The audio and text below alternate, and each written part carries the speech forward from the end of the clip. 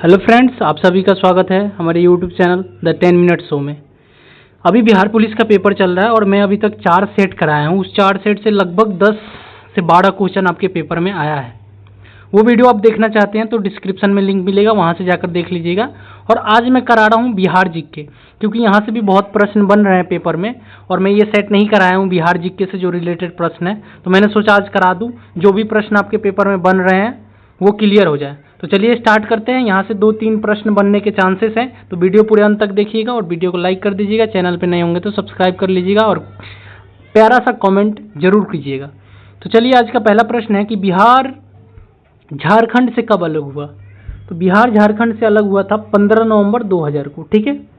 मुंडा विद्रोह कब हुआ था। तो मुंडा विद्रोह हुआ था 1899 से 1900 तक। अगला प्रश्न है कि बिहार बंगाल प्रांत से कब अलग हुआ था। तो बिहार अलग हुआ था बंगाल से 22 मार्च 1912 को, ठीक है। और बिहार दिवस इसी दिन मनाते हैं। 22 मार्च को क्या मनाते हैं, 22 मार्च को ही हम लोग बिहार दिवस मनाते हैं। अगला प्रश्न है बिहार का उच्च न्यायालय है। बिहार का उच्च न्यायालय कहाँ स्थित है। तो ये पटना में है, ठीक है। अगला प्रश्न है कि बिहार में सर्वाधिक जनसंख्या वाला जिला कौन है। तो ये भी पटना है, ऑप्शन नंबर सी हो जाएगा। और ये शेखपुरा जोन है, ये सबसे कम जनसंख्या वाला है। सबसे कम जनसंख्या वाला पूछेगा तो आप बताइएगा शेखपुरा, और सबसे ज़्यादा पूछेगा तो पटना। अगला प्रश्न है कि 2011 की जनगणना के अनुसार किस राज्य का घनत्व सबसे अधिक था।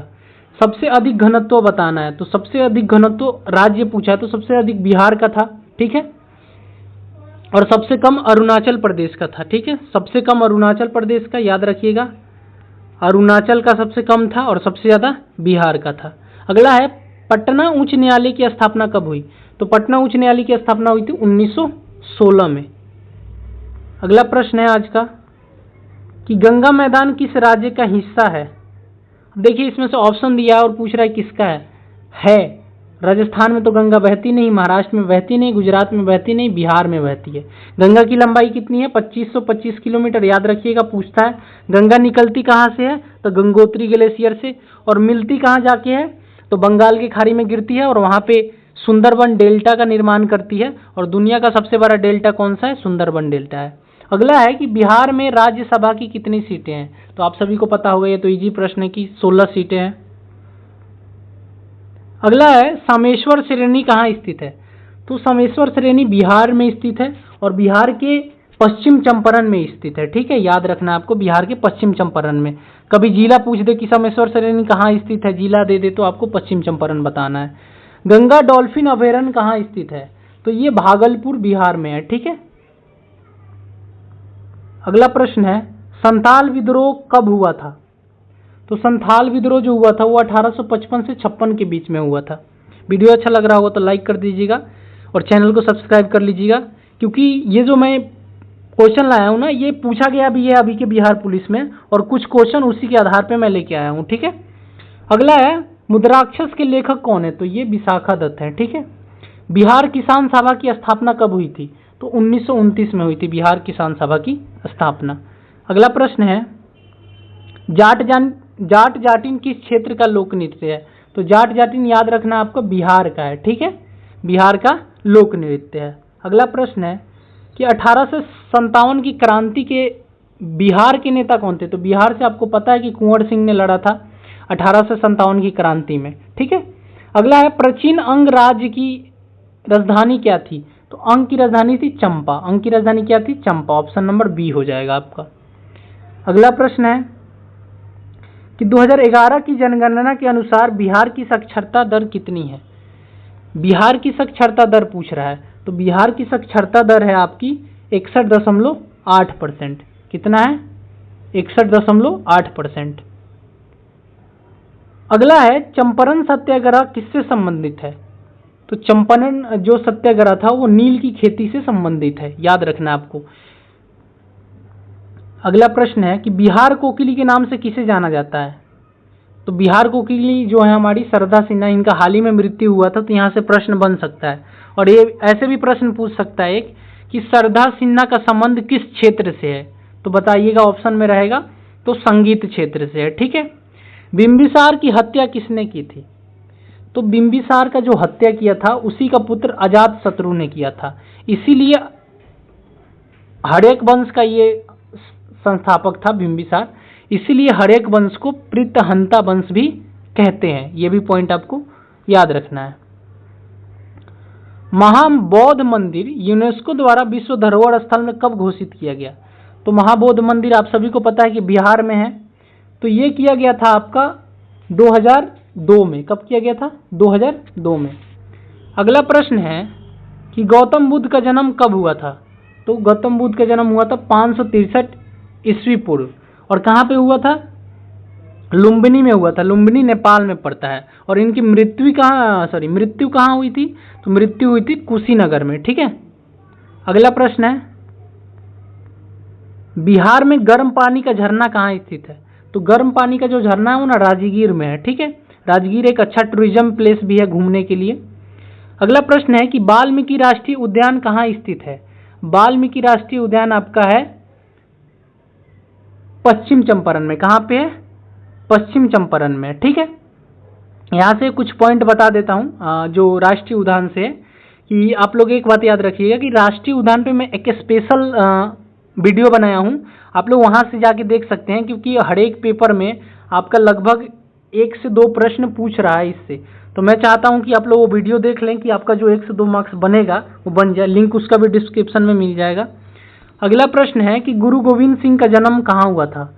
तो गुरु गोविंद सिंह का जन्म कहाँ हुआ था? पटना में हुआ था। कहाँ हुआ था? पटना में। अगला है, अभिज्ञान शकुंतलम नामक काव्य की रचना किसने की थी? तो अभिज्ञान शकुंतलम की रचना किया था कालिदास ने। ठीक है। किसने किया था? कालिदास ने। अगला है, बिहार में कुल कितने जिले हैं? तो कुल 38 जिले हैं अभी वर्तमान में। कितने हैं? 38 जिले हैं। भारत में कौन सी नदी सबसे अधिक बार अपना मार्ग बदलती है? कोसी नदी, और इसको बिहार का शोक नदी भी कहा जाता है। ये प्रश्न बहुत बार पूछता है कि बिहार का शोक नदी किसे कहा जाता है? तो कोसी नदी को बिहार का शोक नदी कहा जाता है, और ये अपना सबसे ज़्यादा बार मार्ग बदलती है। और इसे बिहार का शोक नदी क्यों कहा जाता है? क्योंकि आए दिनों इससे बाढ़ आते रहता है, बहुत ज़्यादा बाढ़ आता है, और बहुत बाढ़ आने के कारण बहुत नुकसान होता है। ठीक है। इसलिए इसको शोक नदी कहा जाता है। अगला है कि बिहार का कौन सा जिला नेपाल से सीमा साझा नहीं करता है? तो सारण जिला नहीं करता है। सारण को छपरा के नाम से भी जानते हैं। तो ये जिला जो है क्या करता है? नेपाल के साथ सीमा साझा नहीं करता है। अररिया करता है, वेस्ट चंपारण करता है, सुपौल करता है, लेकिन सारण नहीं करता है। अगला प्रश्न है कि एशिया का सबसे बड़ा पशु मेला कहाँ लगता है? आप सभी को पता होगा कि सोनपुर में एशिया का सबसे बड़ा पशु मेला लगता है। ठीक है। अगला प्रश्न है कि छठ पूजा कितने दिनों का त्यौहार है? तो छठ पूजा जो होता है वो आपके 4 दिनों का त्यौहार होता है। ठीक है। कितने दिनों का? 4 दिनों का त्यौहार होता है। और यहाँ आपको एक पॉइंट ऐसे भी याद रखना है, तो ऐसे भी पूछता है कि छठ पूजा त्यौहार किस राज्य से संबंधित है? अगर ये पूछेगा कि किस राज्य से संबंधित है, तो आपको बता देना है कि बिहार राज्य से संबंधित है।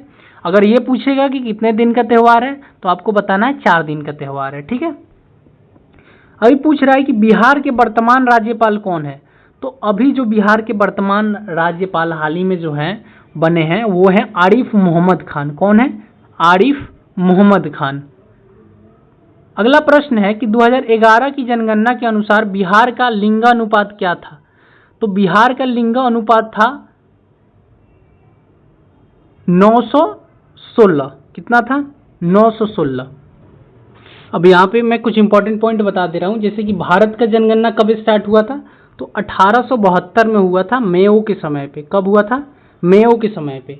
लेकिन भारत का जो नियमित जनगणना है वो 1881 में हुआ था, रिपन के समय पे। कब हुआ था? रिपन के समय में 1881 में हुआ था, रिपन के समय में। ठीक है। ये चीज़ आपको याद रखना है। और ये प्रश्न पूछता है कि 2011 में जो जनगणना हुए वो कौन सी जनगणना थी? तो वो 15वीं जनगणना थी। और स्वतंत्र भारत की पूछे तो 7वीं जनगणना थी। ये भी आपको याद रखना है। और भारत की जनसंख्या पूछे तो 2011 के अनुसार 121 करोड़ जनसंख्या था। ठीक है। अगला प्रश्न देखते हैं, और आज का लास्ट प्रश्न है कि सोन नदी परियोजना कब शुरू हुई थी? तो सोन नदी का जो परियोजना है ये 1874 में शुरू हुआ था। आज के लिए इतना ही, मिलते हैं नेक्स्ट वीडियो में। वीडियो अच्छा लगा हो तो लाइक कर दीजिएगा और चैनल को सब्सक्राइब कर दीजिएगा। जय हिंद, जय भारत।